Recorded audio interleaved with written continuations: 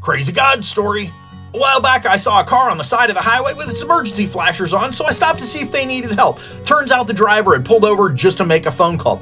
As I was walking back to my car, a tape measure fell off the back of a work truck and landed right at my feet. It was a 25-foot Stanley Fat Max, which is one of the best and most expensive tape measures money can buy.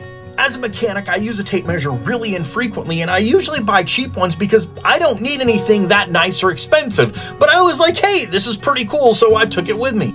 Then about 2 weeks later, I was thinking of my buddy Santos, who framed houses for a living at the time, and a good high-end tape measure is the kind of thing he would need for his job. So I called him up, I told him what I had, how I got it, and asked him if he wanted it.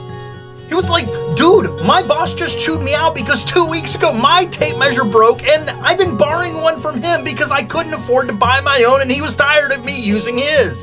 Now this story gets even better. You see, Santos is a Christian that worked with a bunch of guys that hated that about him. They were constantly trying to get him to curse or do anything else they could to get him to stumble, to screw up his witness.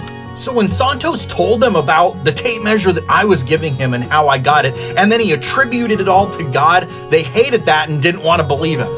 God demonstrated to everybody involved that he's real, that he loves his kids, and that he takes care of our needs. And that something that may seem small and insignificant like a tape measure, if it matters to us, it matters to him.